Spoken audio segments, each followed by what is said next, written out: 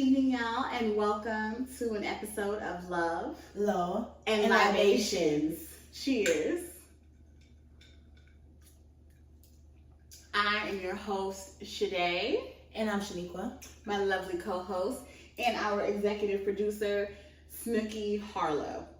Okay, and so, yeah, let's get into another episode, girl. Before we do, this is a Long Island. We can't tell you about who. It's tasty, but they aren't sponsoring us. They're definitely not paying, right? Exactly, they're not paying, sis. All right, so on tonight's episode, we're going to be discussing the Netflix series Adolescence. I haven't seen it. She has, but spoiler-free discussion. Yes, it's no spoiler alerts necessary because we're just going to be talking about incels, red pills, the manosphere, right? Then we're going to get into women and financial independence and what that means. You'd be surprised what we couldn't do 50 years ago. Yeah. Money's freedom, sis. And then speaking of women who have their own money, we're going to be talking about Miss Teyana Taylor and her ex-husband, a little bit of divorce drama, and then our expert attorney on hand. Experienced family law attorney. We're just going to explain to y'all what it means when they divide your money because you can't when you get divorced. That's right. So we're going to talk about equitable, equal, who's going 50-50, who going Dutch. And okay. Just as a reminder, the state you divorcing matters a lot. Exactly. And y'all, a lot of y'all live in fantasy land and think that because what happens in California happens in all 50 states It doesn't, and territories and all that. That's not the case, right? Mm-hmm. But with that being said, y'all, we're going to hit y'all with the dose of reality, but let's start with a little Netflix. Yes. Okay. Quasi reality. Yes, because I need to escape sometimes reality because, baby, the world is burning down and Black people collectively are unbothered. And so I've been watching Adolescence on Netflix, and it is amazing. It's an amazing series, okay? I mean, I've heard great things about it. I read a couple of reviews, but I haven't watched it myself. Right. But when I tell you, it's a limited series. There's only 4 episodes. It's like they're an hour long or so. Oh, so you could tell the story in 4 hours. Yeah, and it's amazing, okay? And so basically it's a UK limited series. Again, no spoilers, except I'm saying it's a 13-year-old boy that is accused of a crime, right? And in this series, they discuss red pill and they discuss incels, okay? So the thing about the incels, so I haven't watched it, but I'm very... We know what terminology. I'm aware of what an incel right? is. And for those who don't know, it's typically a man who is involuntarily celibate, right? Mm-hmm. Take that for what you want to mean, whatever it is. But he's involuntary celibate. And then it goes into the red pill aspect. And a lot of times we think about the Matrix, but that has been skewed, ladies and gentlemen. Mm-hmm. And so typically the red pill refers to an ideology that is very critical of women. Essentially, we are not seen as humans. We're seen as something to be conquered, manipulated, gained. Yeah. Like basically, there's this theory essentially like that 80% of women are only attracted to 20% of men. So therefore, a man has to, get it by any means, by hook or by crook, right? I don't agree to the hook or crook, but that's essentially the valid. mentality. That's the mentality that they have. Like basically, women don't want them. They're a good guy, blah blah blah blah. In essence, they have to manipulate us. Like we aren't seen as people with agency. Right. Then they're also looking for weakness too. Weakness and opportunity in order to be able to get what they want, which is essentially sex, right? Let's be honest, that's what a man wants from you. Sex or servitude. Cooking, cleaning, bearing his children. But the 80% of women are attracted to 20% of the men. I don't have the stats, but I'm an intuitive person.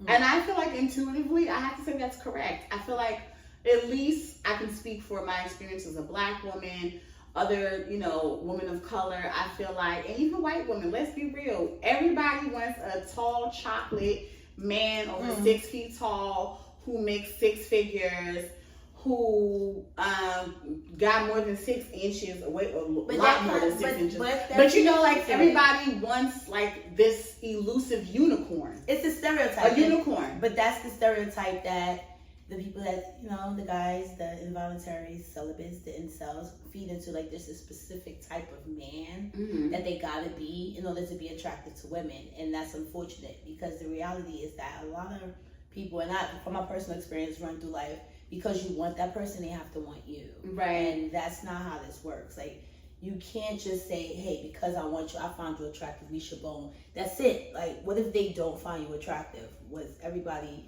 What did you say earlier? Not everybody is conventionally attractive. Right. Not everyone is conventionally attractive. Not everyone is like a model.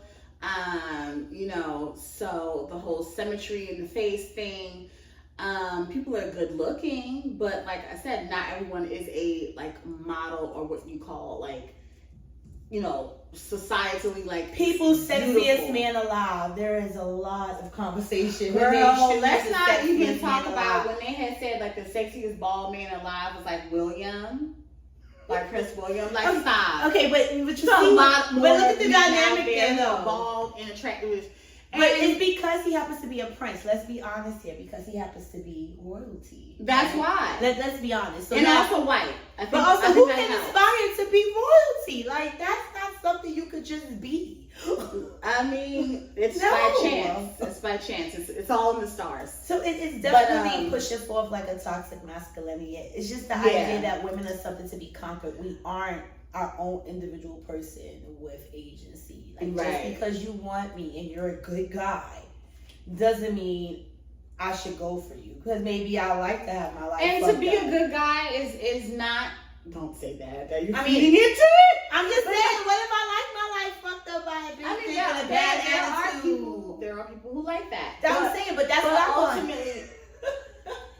I'm just saying. So you got a little toxicity. I think everybody is a little toxic. Sometimes you like what you like, but it's to know yourself as a person, and you can't really get mad if you like to go for someone that's, I don't want to say out of your league, but it's not someone that aligns with you. That's a nice way to put it, right? But men always go for people out of their league. That's the problem. Like, I'm not trying to play my nerves. That's how you get that 80-20. All right, exactly. I'm not trying to play my nerves, but remember, Lil Wayne had the song Prom Queen, right? What about it? All right, she went for the jocks and a certain type of dude that wasn't no good for her, and then life went chaotic for her. She wanted to go back to the good dude, but the good dude was supposedly Lil Wayne, and he ain't good no more. But that's neither here nor there, right? Mm-hmm. Don't come at me. Ask that man himself. With that being said, I guess it's all relative. At the end of the day, I guess when he was in high school. I mean, but the idea is that she went for a certain type of dude. This guy liked her, but he wasn't what she would go after. Right. And you want to internalize that and make that stuff for 10 years later when you see her. But that's the whole point of an incel, right? Yeah, that's unfortunate. A person who's involuntarily celibate, a person who, is blaming everyone outside of themselves for why they are celibate. Anyway, next topic. Listen, red pill yours. So, but this brings me to the go for who's you. There's not an unsettling truth, okay? Here's the thing. We are taught... Wait, what is you saying unsettling truth? So the unsettling truth is basically you being woke, which is weird when the same red pill men be out here talk about, oh, I'm against the woke agenda. To take the pill is to be aware of the injustices. Right, so it really is it's like a contradiction. It's absolutely a contradiction. What you're saying is like, okay, because in the Matrix at least, right? It's to take the red pill is to wake you up to everything that's going on. So you're no longer blind. Truth. And then the blue pill is just an ordinary life. Like, you just going with the flow. Which to me would be the patriarchy. But which would be the bullshit, right? It's the status quo. But either way, the red pill somehow is a call to arms by the manosphere. Okay, so when you're talking apparently our executive producer does not care for the manosphere because she literally was like, "Let me get comfy." Okay, she wanted to hear about it. She wanted the tea. She wanted to clock that. Okay, but the thing about the ordinary life is that, and this is where I think America itself is like a whole incel, right? Because it's the idea that the patriarchy. You pull yourself up by your bootstraps and you should be having whatever. Like, this whole idea there's a war on men is not necessarily that's what I'm trying to say. This attacking masculinity. No one's attacking masculinity. You are masculinity. a man. who? If anybody's doing the attacking, it's the men. Like, I'm sorry. Like, most people in jail are men. Like, when countries go to war, Who is raping, pillaging, and purging? Men. And so, like, I'm not saying, like, not to be off topic, but we're talking about toxic masculinity. It's right? the idea of and what a man is. remember Doechii, right? She said, a straight man is a red flag. Right. And I understand why some guys are like, this is an issue for me, right? This is an issue for me because what do you mean a straight man is a red flag? And I can understand where a man is like, oh, I'm being attacked, blah, blah. But also you gotta see it from her perspective, right? The experience of straight women, and bisexual right? men. And just the experience of a woman, like that's something that a man can never understand. That's why men fear gay men, because they fear being put in a position where they can be taken advantage of by a man. That is that they are. No, because no. It is. But it's their fear because they know what men are capable of. And so honestly and truthfully, I'm gonna be honest, that is why straight men are uncomfortable being around gay men, because there is a assumption that they're going to, boys will be boys, right? Boys will be boys. And there's an assumption that they can dominate you, take your power from you, so take that your will from you. But that is the toxic masculinity that we're getting into. Like, the idea of being a man is to be someone who overpowers somebody, rather than, as we said in a previous episode, is to provide, protect, and to prioritize your family. Right. To a woman, that's masculine. To be able to feel safe with your man and have a femininity and just correct, safe to do that. So here's the thing. And safety isn't just providing, it's emotional safety. It's just knowing that this person has your back. Sometimes being physically safe from you. Because there's a reason why women choose the bear over a man. And so that you have to understand. I'm not saying that I agree with what Doechii said, but I can understand what she said. And I can also understand why men would be offended by what she said. I just think that I can see it all. As an attorney, you can see it all. No, I just think there's a lot. No, I just think there's a lot of personalizing it. That was from her perspective to her. Right. They asked her what a red flag was to her. But then my issue happens to be a lot of the straight men who are up in arms would not even check for Doechii because she happens to be a darker skinned black woman. Let's be honest here. She's not even on your agenda, women that you are attracted to. So why does who she says is a red flag matters to you if you're not her type? And that's what I don't understand. Or she's not your type. Either way, I mean, listen, a lot of them have something to say. For example, I could be online and a guy will come up in here and be like, oh, you gorilla bitch, and blah, blah, blah. That's why you this, that, and the third. Sir, why are you under my comments telling me about something that I don't even want you, pink penis mofo. Okay? Like, I don't find you attractive, but you're talking to me in the way that you think if I were to change it would make me attractive to you. Like how you're trying to insult me and things you don't find attractive. I would say I wouldn't go so much far, like not too much in the pink penises, okay? It's just how they come at me. Right. That's my again. I get it, it's a perspective. But guess what? Also, men with chocolate penises can do that to you as well. Well, but so that's why the reality is that. But I said not too much on the pink penises. So outside the penises, but hold on. The reality is this. A lot of this with the toxic masculinity is the idea that you can't accept a woman for what it is, and your idea is to break her and to make her submit to you in the way that you see how you see a woman is supposed to be. But if we're not supposed to tell men how to be men, why do you think it's okay for you as a man to tell me how to be a woman? 100% agree. Because I was about to say at the same time.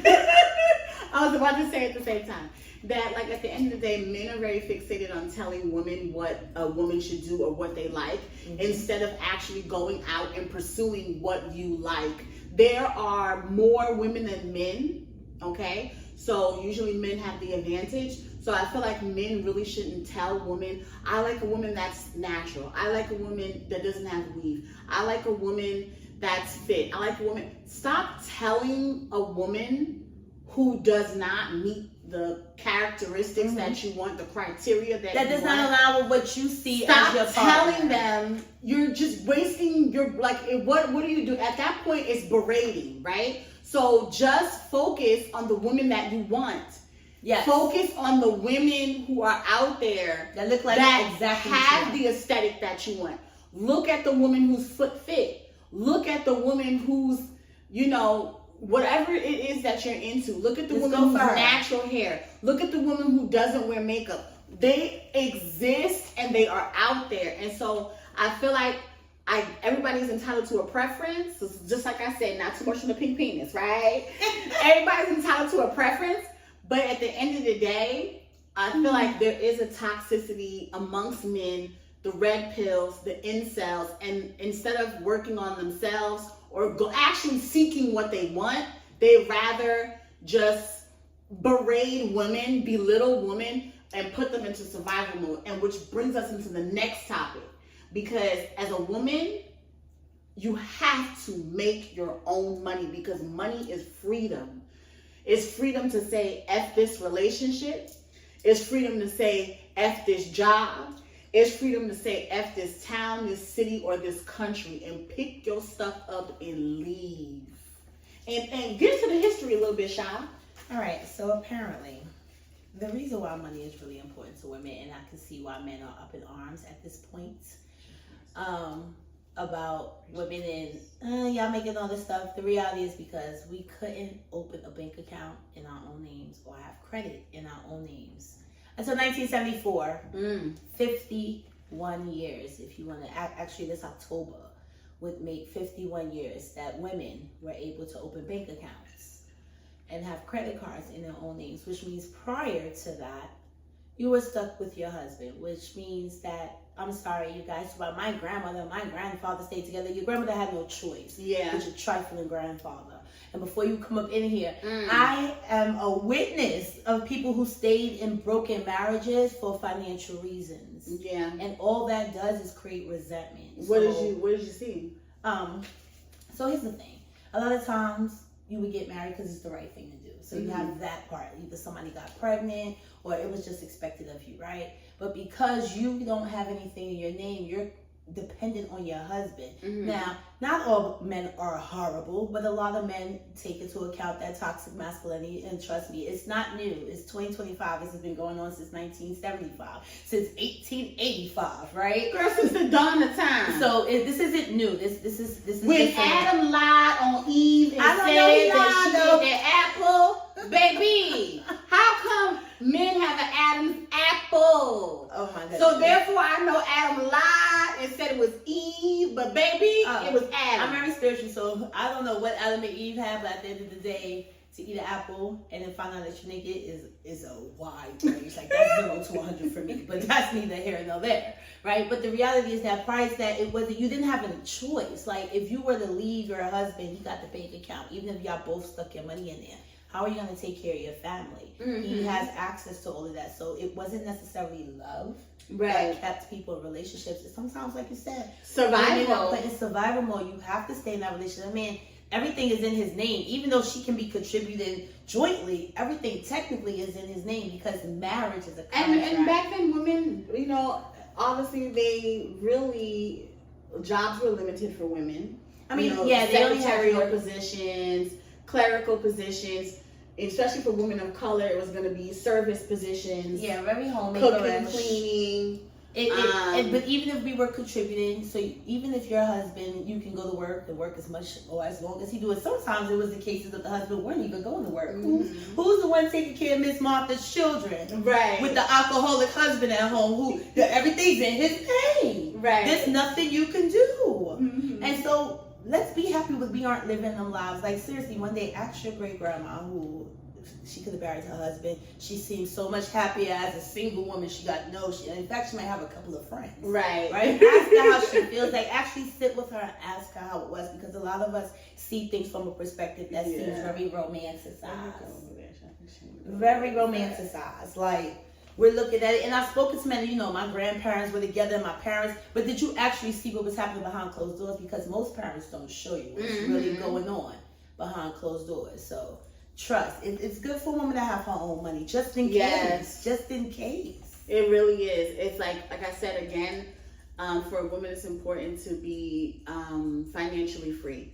And not every woman has the capacity to go to school, get degrees. You can wind up in student debt. But for a lot of women, education is that route. If you can't get an education and you're depending on a man for money, I suggest that you take the sprinkle route. Entrepreneurship, baby. Open you up boutique, buy some hair. If a man has a lot of money and he's willing to invest in you and your dreams, and you don't have an education, and he has money, and I would take that money and spend it wisely. Yes, it's nice to go shopping. Yes, it's nice that he provides everything for you. But sometimes you can take his credit card down to the financial aid office. Sometimes you can take his credit card or whatever and go ahead and purchase some materials. I mean, that bag for is your nice. business. That bag for and a those business, shoes right? is Like nice. you said, buy some hair, buy some lashes, buy some products that you can sell and make your own money. Get him to invest in your business. Here's the thing. We like to look at it like, oh, my man loves me because he brought me all this, so he got me the roses that are shaped like dollar bills. Well, once he give you them dollar bill roses, right, baby, go down there and get you something that's going to add to it for later in case that man leaves you. Mm-hmm. And he leaves because you've grown accustomed to him taking care of you. And then he finds something or someone better, and then he leaves you, or something that doesn't interest him. So now you've grown accustomed to this man and his money, and you have all these bags. Yes, take it down to go get you an LLC. You can swipe that card and buy you an LLC. You can swipe that card and buy you a domain on the internet for a website. You can start a shop on Amazon, anything. Spotify. I mean, I said Spotify, Shopify. I mean, we on Spotify. A man supported my dreams and had got the things that I need to start my podcast, and I appreciate that. I mean, and we no longer together, but guess what? You know what? I had somebody that believes in my dreams. It's a gift that keeps on giving. So, I mean, find somebody that's gonna believe in your dreams. That's important. So or make your own money, either or. But at the end of the day, you want to have, like you call it, a fuck me fund, right? Mm-hmm. You want a fund that's like, fuck this job, fuck this man, fuck this whatever. You want to have fuck this town, city, job. You want to have a cushion. They like to call it your emergency fund, but I don't think you should just have an emergency fund. Right. Emergency fund is not a fucking fund. The emergency fund was like, oh fuck, I'm short $600 on my rent. You could pull from that, or your car needs to get repaired because that could be a surprise, right? Right. It could. You want to have that, but you also don't want to have to go to this man and ask him for somebody, and he holds it over your face for 23 damn years. Yeah, and that's why. Remember when I gave you that $90.99? And men will do that to you. They really will. That men will really do something but just like that to you. For the last 50 years, that's as long. 51 years is about as long as women have been able to have their own money. Okay. Money. So that's why marriages don't last as long as they used to, like your grandparents' marriage. Because grandma didn't have a choice. She couldn't open a bank account. She couldn't have a credit card. There's a lot of things that she could not do on her own. If you can't have a bank account, tell me how can you go rent an apartment? Tell me how can you just pay your bills? Ooh, girl, that's not what even would you do that back then. People wouldn't even rent for women with children. Okay, right. So, society just shunned you for your circumstances, and they still do today. Which brings me, so I don't know why the rep is that serious, because this whole country works for a man. Everything in this country works for a man. I don't want to get into that because I do want to travel internationally, and I don't want any issues with the border. Another topic for another day. All right, so that brings us into the next topic: women who have their own money. Okay, because Miss Teyana Taylor took to the internet to let us know and set the record straight. Okay, so her and her ex-husband and all that divorce drama. Sha, go ahead and get into it. So if you're not aware of it, her and Lamont, their divorce was finalized. As we know, they've been going through a divorce. But long story short, apparently the details of her part of the settlement has been released.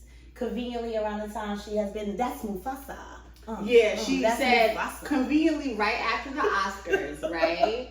Well, we all saw the photos. Right, of her and Aaron Pierre, that's Mufasa. Very beautiful couple. If they are a couple, I don't know, that's not my business. But she said conveniently after she posted for the Oscars, it was then, divorce details were then released. Unfairly, just what she received, which she's going to get into the details now. So boy, okay, what are we talking about? Every single card that I walked away with, I literally paid for out of my pocket. Out of my pocket. Now at this point, I made with y'all narratives because that's what people do. But one thing you will have clear is that Teyana ain't take nothing from Iman. Oh, and that $1 million y'all claiming, that 7-figure, 8-figure, that it was a one-time fee of $1 million and damages. When Iman crashed the $400,000 Rolls Royce and Iman, you know, whatever other stuff he did, that was the things he had to pay me back. Iman left me with a whole lot. Left her with a whole lot, right? So if you heard what she said, she spent her money and what she brought in. And this is what most people don't understand when you get married. It also depends on your state, as you heard this earlier. And she also, let's not forget that she's been in the game for a long time. A long time. Apparently, Iman stopped playing basketball in 2020, so he hasn't played basketball in 5 years. And he's not old enough, but he's not old enough to get a pension yet either. Let's talk about it. Like, a lot of them, like, basketball players get a pension? They get a pension. I did not know that. But so the pension was not discussed in the divorce then. But what I will say is, you know, there's a huge difference, and I think people have this misconception of, oh, if I get married, she's going to take half of everything I got. And it really depends on the state you live in. So I think a lot of people base things off of Hollywood because a lot of celebrities, they tend to live in LA, married in LA, have property in LA. And so you have to understand that California is different than most states. California is a community property state, meaning the courts go by something called equitable. No, it's equal distribution. Sorry, yes, with the 50-50. It's equal distribution in California, and most states are equitable. Shaw's gonna get into that, you know what I mean? But what I'm saying is people have a misconception. This is not Hollywood. All of y'all do not live in Hollywood. All of y'all are not rich. A lot of y'all don't have a pot to piss in and throw out the window. And not typically prenup practice in the state of California. Well, primarily because very few states are community property states. There's a bunch of them, right? So community property 50-50 is basically whatever you accumulate in your marriage, with some exceptions, will be split down the middle. So separate property, like you heard her say, Teyana said, I pay for that with my money. That's separate property. So separate property is typically what you bring into the marriage that's in your name only, and what you may obtain in the marriage that you don't include in the marriage. Now, California, like Shade said, community property 50-50. But in the state of Georgia, which a lot of our favorite celebrities, at least when they look like us, they be in Hotlanta. All right. And in New York,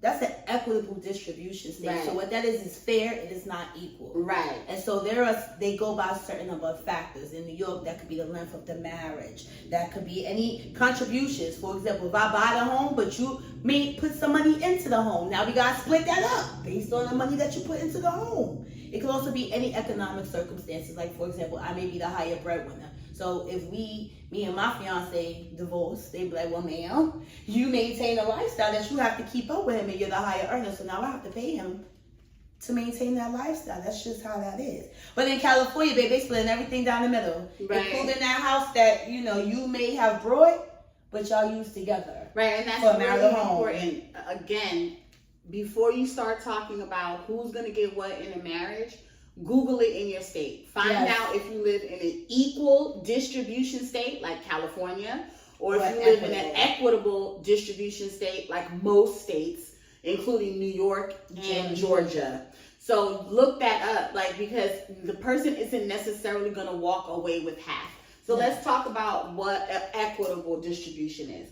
So, like you said, equitable distribution is the judge is going to say. So here's the thing: equitable is fair. It's not equal. So, like I said, there's factors. So, let's say you was married for 5 years versus 10 years. That 10-year marriage is going to get more money than that 5-year marriage. Yeah, for your alimony. Yeah, like if there's children involved, and this person, for example, Michael was a stay-at-home dad. He stopped going to school for IT. Sarah's the multi-million-dollar surgeon. She's going to end up paying Michael because he doesn't have the ability to make the multi-million-dollars that Sarah was making. Right. They're going to look at all the property, all the cash, all the assets, and the court is going to go ahead and then just figure out what's fair. They're going to separate it in an equitable state. They're looking at what's marital property, and then they're looking at what is separate property. And also keep in mind, some of y'all like to be like, oh, it's just mine. Like, if you bought that house before y'all was married, don't live in that house if you don't want it to be considered marital property. Yeah. Because living in there is commingling. Commingling means you're mixing it. If the house was yours before, I wouldn't say that the person is entitled to half, but they are entitled to half of equity. Yes. So if your home when you bought it was $500,000 and then it's now worth $700,000, they're entitled to that $200,000, half of that $200,000 in equity. Right. So it's not like they're going to take everything. But now if you live in an equal distribution scheme, you could be forced to sell that house or pay them half to retain that house. It really depends. If you got two houses, they keep one, you keep one. Also keep in mind, Georgia's out there in the Bible Belt, right? So guess what? Georgia has marital fault, which means if you were cheating, you could bring that up and the judge can consider that. Like, oh, well, you was out here cheating and spending money on your various misters or mistresses instead of being at home. Yeah, girl. Remember when Fantasia got sued, honey? That was in North Carolina. North Carolina is one of those that's states. The Bible Belt. That's the Bible Belt. We're not, we didn't bring North Carolina into it until just now, but I'm just saying. The Bible Belt. Georgia, right? North Carolina, they all have laws where they have a fault marriage, whereas states like New York have a no fault. Yeah, you could just be like, listen, I said last time. Irreconcilable differences. We don't get along. I can't stand how that man chew.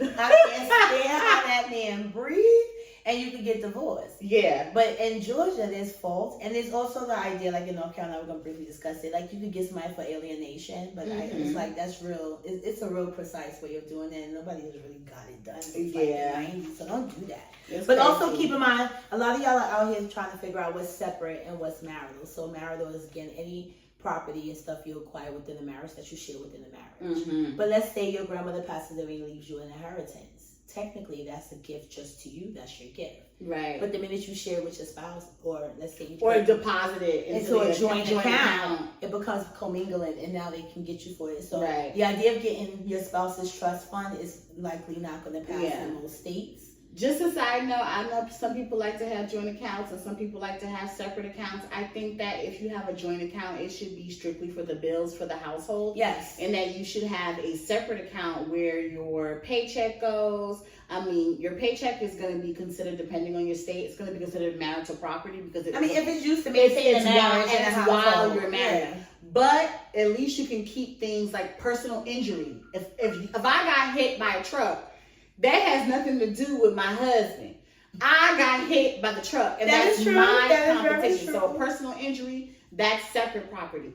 Also, here's the bottom line. A lot of people don't like to talk about it because I've had this discussion. I will have a prenup. I think anybody who's coming into a marriage with children outside of that marriage should have a prenup. Or just, it's for your own protection. I mean, you can come in with some Teyana Taylor money, you get you a prenup, baby. And if you did not get a prenup, you can also get a post note. Yes. Like you and your spouse can have an agreement even after you're married how you want to divide this up in the event of a divorce, right? Now, all of this is enforceable as long as it follows certain requirements, right? And that depends on your state, but mostly it has to be written, it has to be conscionable, and it has to be enforceable. You have to be able to enter into this willingly. Right. Have an attorney look at it. Listen, attorney should definitely look at it. My prime example is when Charlotte from Sex and the City, Charlotte said, listen, baby, to Bunny, I'm worth $1 million. She came back with a counter offer. Bunny presented her with a standard prenup. This is what everybody got. Charlotte's not everybody, okay? So Charlotte said, look, hey Miranda, look at this. What can I do? What's my rights? And you can ask for more. So I would always say protect yourself. It's a good idea to have a prenup. And if you're being presented with the prenup, you can ask an attorney to review it for you. You should always have an attorney review it for you, and not the attorney of your future spouse, because that's your own attorney. The one that's unethical because he can't represent both of y'all, so he really shouldn't be. Have someone else look at it. But you should always have. I mean, it doesn't hurt to actually have that discussion, because the thing about prenups is when you do them, you have to be very honest about your financials. Yeah. Right? So I think that's something most. And that can invalidate a prenup as well if you weren't honest about it. That's the thing. You have to be honest. If you were rushed, coerced, something along those lines. It definitely depends on your state, but yes, there's a number of reasons that a prenup can be invalidated. But the primary goal of it is to make sure that you enter into it willingly. Right. You had time to have somebody review knowledge. And that and neither one of y'all was being fraudulent. That's the thing. It's a disclosure. Of your assets. Disclose your assets, and you're not being fraudulent. That means you're not hiding anything, or you're being dishonest in it, because the point of it is that you're entering into what? A marriage contract. Right. But you know what I find interesting, and I'm going to say it again. I find it interesting, this whole 50-50 thing. Men love to go 50-50. Dutch. They love to go Dutch. Oh, what do you bring to the table? You're going to pay half the bills. Until everything is divided. I'm not looking for a roommate. It's all good when you want to go 50-50 on the bills, when you want to go 50-50 on DNA and create an entire human being. But the minute it's 50-50 in your pockets, you don't like it. I find it funny. Don't you find it funny? I find it hilarious. Thank you. I find it hilarious. But let me tell you why a lot of y'all don't understand what it is, and I'm just saying, y'all, you can take it or not. You got to understand that a lot of things that a caregiver gives their family is immeasurable and invaluable, and you can't really quantify that with money, right? So while you're out there making those millions, someone has to take the kids to school. Someone has to take the kids to the doctor. Someone has to be there to help the kids with their homework. Someone has to be there to cook the meals. Yes, and even if you don't have children, someone has to make that house wash the into clothes. A home. These things have to be done. Somebody has to coordinate that, and those things aren't paid. Y'all cannot literally. Well, a court will actually give you a monetary value for that. You know what I mean? Like for your time, for your service, they will. I was not aware. I just know that there's some factors that go into these things. They can give you a little something for your time, right? Because think about how many people you would have to hire to do the job of a stay-at-home mom. You've got someone doing carpool, like you said. You've got someone who's cooking. You got someone who's cleaning.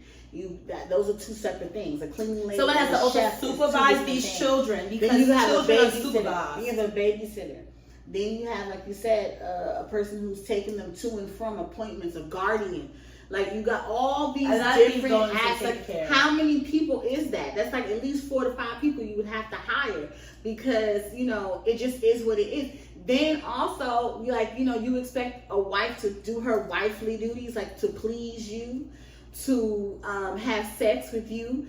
You would have to also pay for someone for that too, to be a companion. Well, so all the things that women do are not free. It's a fee for it. And though you say, I can have somebody come to my house and clean, I can have somebody come to my house and cook, but also rear your children, also wash your clothes, also it's just making the house into a home is not free. And sleeping with you. Making a house into a home is not free. There's a lot of things that go into when you have to separate a family.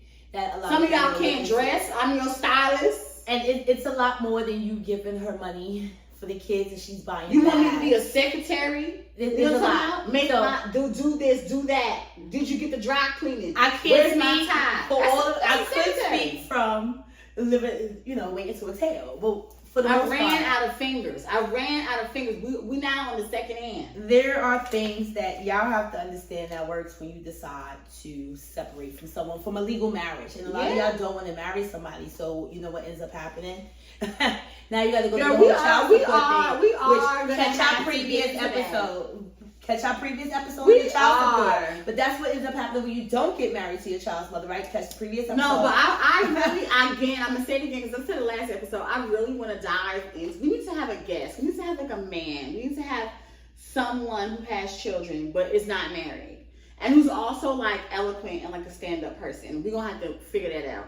Because I really want to continue and dive into this. Again, y'all love to go 50-50 when it comes time to pay bills, when it comes time to make a child. I'm a 50-50 kind of girl too, and I get it because most girls are like, ew, I'm not going to go 50-50, but my thing about it is I pay my way. But do you want 50-50 of what's in his pockets? Would you go for it? I mean, I'm just saying, hypothetically speaking, if you had the opportunity, not presently what he makes now, but let's say he did his thing, and at the end of it, I want us to, whatever we made happen in this marriage got to go down straight down the middle. I already told him that.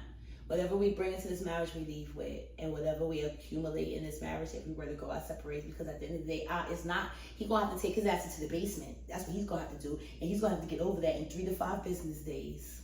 What do you mean go to the basement? What's that mean? He's going to have to go into his man cave because there's no divorce. Oh, okay. Yeah. So there is no hypothetical. So there's no hypothetical. He's gonna have to go in the basement. I love you, boo. You have to go in the basement, and we're gonna have to figure this shit out. Oh, so you're gonna have an old school marriage? If he could, you're gonna stay with it. Here's the thing. The only thing that will break that marriage up will be something that is a non-negotiable for me. And I would know when I get there. So that's not on the topic of this episode. No, I have to figure out what that non-negotiable is. I'm not going to lie. Yeah, let's not do that. Let's not play. But my idea for a prenup as someone who's getting married and has a discussion, because again, marriage was not on my agenda as a lawyer. What did we learn our first week damn near? Marriage is a contract. Yeah, so I was can be off-put. broken. I was off-put. But Exhibit A. I was one of those people who was very fearful of marriage, and I got 3 kids, okay? So, yes, I was one of those that was all right with making a baby. But getting a husband, oh my God, no. But I'm the opposite. I am very, very afraid, and which is why I'm the age that I am, and I have no children. I am very afraid of becoming a single mom. It's something that I just know I don't have the capacity to do. I'll say it again. Shout out to all the single moms out there. I was raised by a single mom, but it's something I don't have the capacity to do. And that's your non-negotiable. I respect that. It really and truly frightens me to make a baby with somebody, and then we did it 50-50 on the DNA, 50% my DNA, 50% your DNA, but then 100% of the responsibility falls on me. And that's why I don't understand why people are okay 50-50 on the bills, 50-50 on making a kid. And then, but you don't want me to go 50-50 in your pockets. You're scared of marriage. I think, you know what it gets me, and now that I'm thinking about it, it's easy when it's a kid. And I know it doesn't seem that way, right? But if you don't tell this man, hey, I'm pregnant with your child, you have the child, you run. He never knows. That man But that's not the case for most women. These niggas know. Well, and they leave. Okay, Very but either way, that's specifically what I'm saying. But I'm not going to do that. Because I don't have the capacity to be a single mom. But there's not a legal linkage initially to them with them kids if they're unmarried. And that's why I will not have anyone's children. But this is, I'm not doing it. That's you, and you're trying to understand why people have a child and are scared of marriage. Because you could get married to somebody, they go miss it, and they run up your fucking debt. You can run off with their child and they'll never know. That's why. It's very easy. Yes, you could be locked up for not paying child support. You could, if that person names you in paternity. The problem is that marriage is a legal bond, and men are scared of the legal bonds. Because if you are unmarried to your child's mother, you have no legal claim unless you sign the birth certificate. Well, you know what? That's why they're scared. That's wild and crazy to me. Again, that's the thing. If you understand, or if you see where I'm coming from, if you understand where she's coming from, you understand. But if you understand what I'm saying, where if you are the dad, right? You until you push up paternity on that paper, you really don't have a legal claim to the child. You can run about your business. But that's your wife. I get it. I understand what you're saying because it's what most people are doing. Yeah. In certain cultures. In Western society, a lot of people are getting married. I mean, not getting married. Sorry, in Western culture, people are having babies and they're not getting married.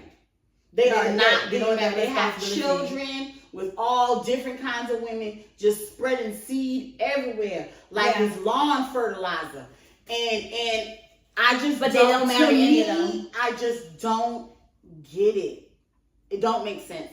But anyway, that's for another time, another day. And that's a wrap on this episode, baby. Okay? And cheers to that. Love.